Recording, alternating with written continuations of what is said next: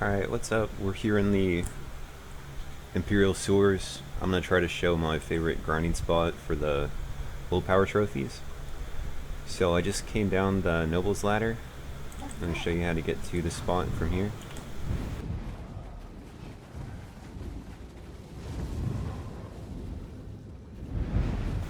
Actually go the other way.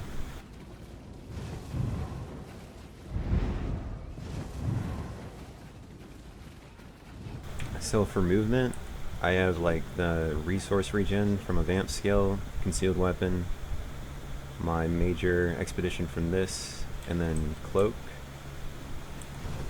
Really useful combo there to get around the sewers quickly. I'll just wait for this guy to pass. For AoEs, we're gonna use Sap Essence mainly. Sap Essence in the dot from Lotus Fan.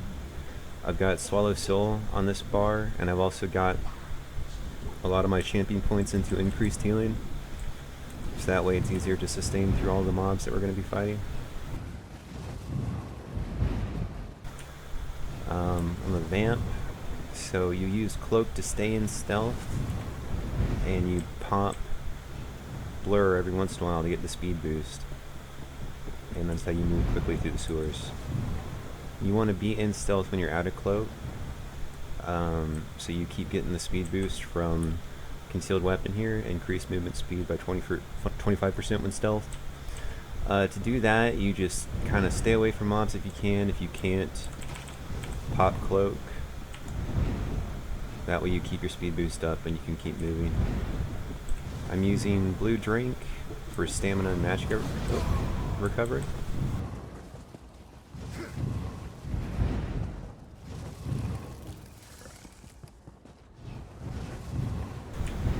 The little mini-map add-on in the top right, it's very helpful in the sewers.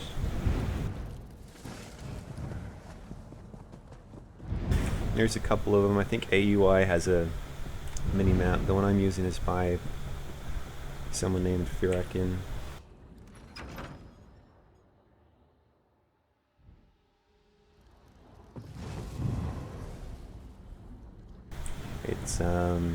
It's this one, mini-map by Firakin. I like it. Alright, so this is the second sewer zone for the DC Covenant. Luckily it looks like all the mobs are up. So the route we're going to take is around here.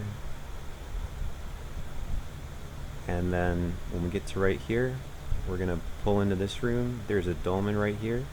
The first time we go through, we're going to check the dolmen, do it if it's up, and then continue on the route around. I'll try to get 2 full circuits in so we can maybe get one with the dolmen and without it.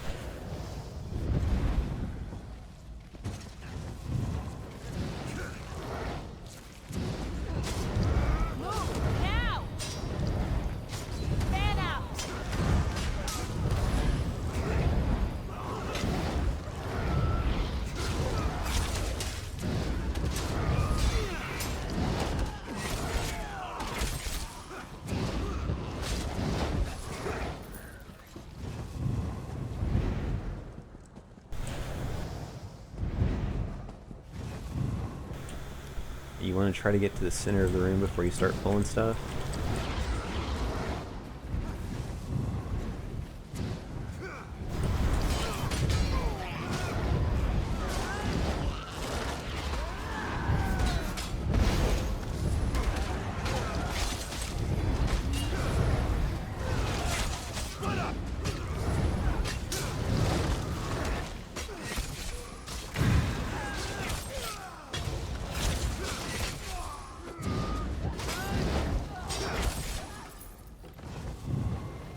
I try to use the active on Merciless Resolve on the ranged mages, and towards the end of the pull you want to stack everything up on the ranged mages so you can AoE things down faster.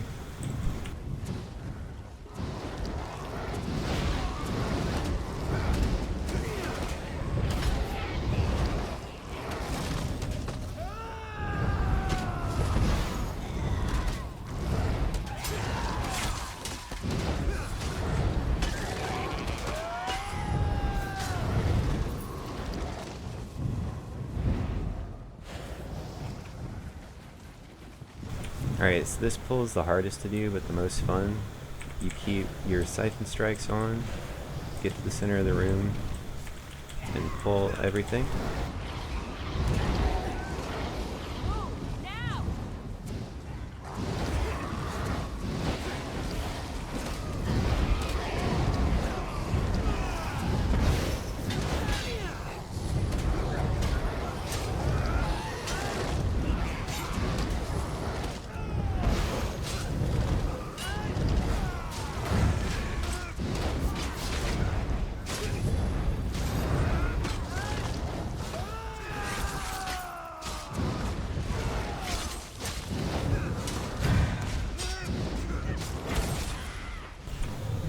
And I've got Soul Tether up again.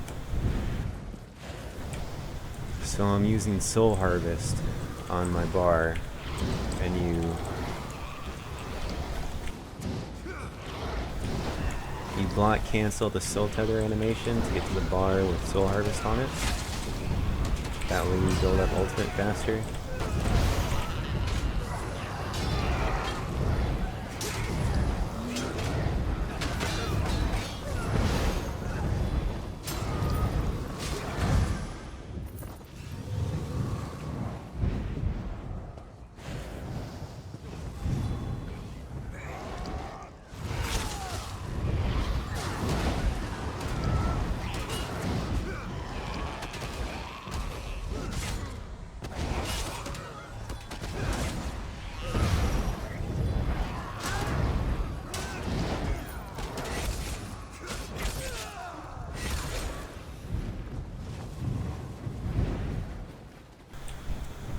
Usually it's enough to build it up by the time you're done pulling the next pull.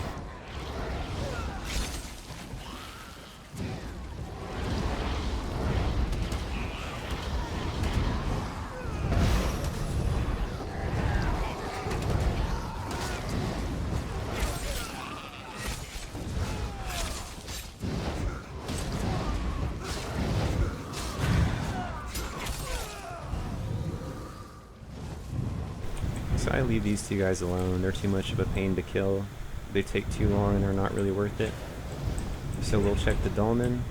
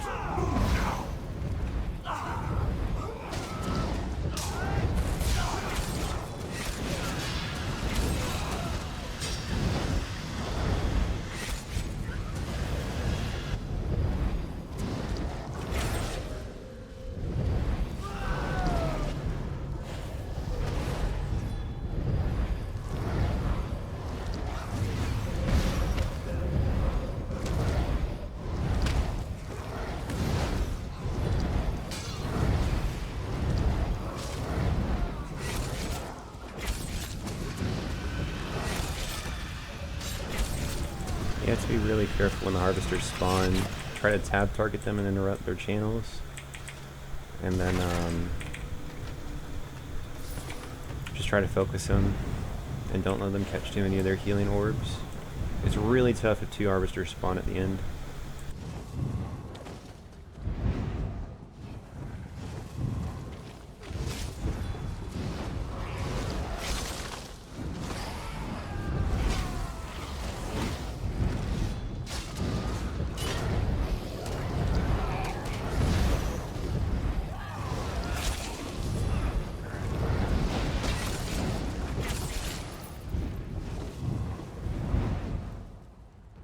Same thing with these guys up here. I skip them because they're too much of a hassle. And with that, we're right back where we started, just as they're spawning. I'll try to do one more circuit without the dolmen.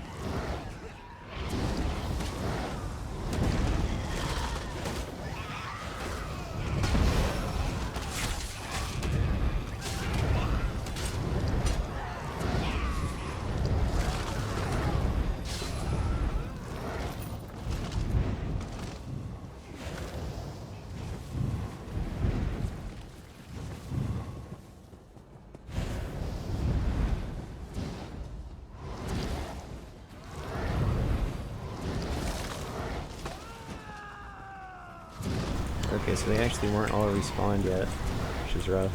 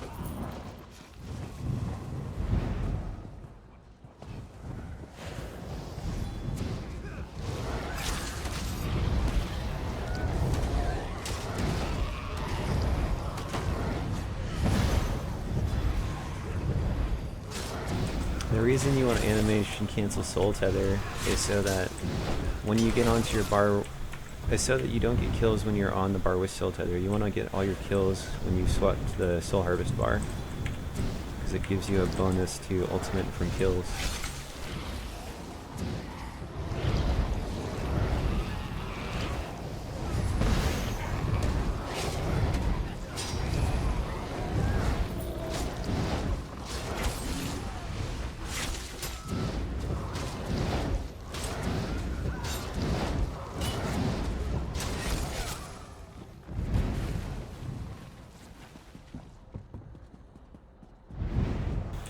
So we don't check the dolmen this time.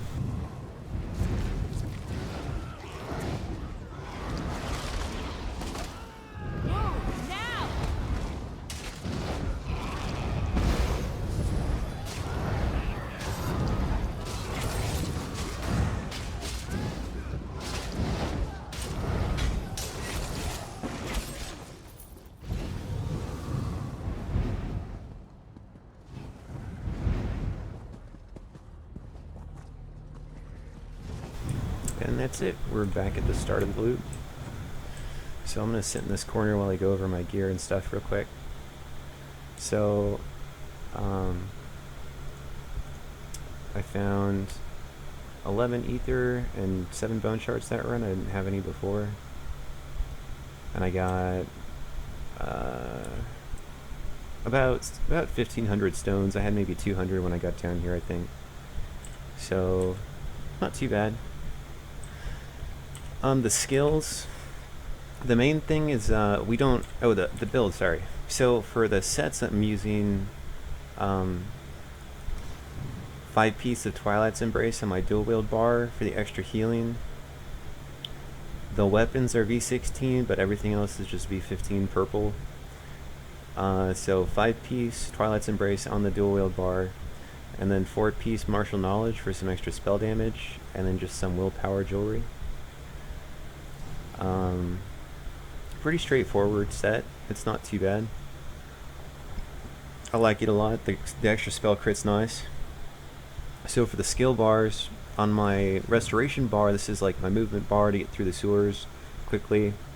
Again, I've got siphon attacks on this bar. You pop it and it stays active when you swap bars. So you pop it on this bar to help with your resource management on the other bar.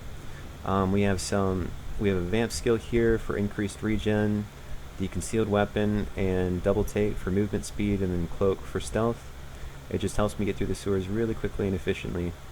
And then the soul tether thing is here.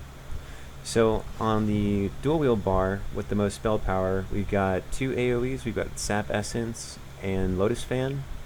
When you get everything stacked up, you can try to fit in a Lotus Fan for that dot, but it's not super important. It's nice, but it's not necessary. Usually Lotus Fan is to reposition yourself while you're doing the pulls or chase someone if you find another player down here. We've got Merciless Resolve for the additional damage to make the pulls go a little bit faster, and Impale for the executes on the last standing single targets.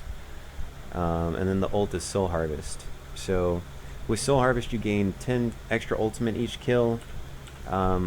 With the Fighter's Guild skill, Banish the Wicked, you gain 9 extra ultimate from killing Daedra and Undead. All of the things down here are Daedra or Undead, so that's 20 ultimate per kill. And the Nightblades have this skill, Catalyst, which gives you 12 ultimate when you pop a potion. I'm just using the basic essence potions that drop from everywhere else. So as soon as you soul tether, swap bars, get some kills, pop a potion immediately after you swap bars, and you'll get it up really fast while you're killing things down here. And again, we also have Transfer, which anytime you activate a Siphon ability, you get 2 ultimate. Since you're going to be spamming Sap so much and it is a Siphon ability, you're going to be proccing that every time it's up, usually. So just all those things together make you get your ultimate back really fast. In that big room, you saw I could like soul tether 3 times in a row back to back, more or less. But it's really fun AoE build. I like it. I think that's about it for gear. Oh, for champion points. So I do have a lot of champion points. But if you don't have as many as I do, let's see how many I have exactly. So I've got 455. But all you want to do if you're a Magicka Nightblade, for the blue, for the apprentice, try to stick enough in here so that you get 30 and you get the spell precision passive. I like putting most of mine in blessed. I'd put most of mine in blessed with like maybe a handful in Elfborn and Spell Erosion, just because the healing reduction is so annoying in Cyrodiil.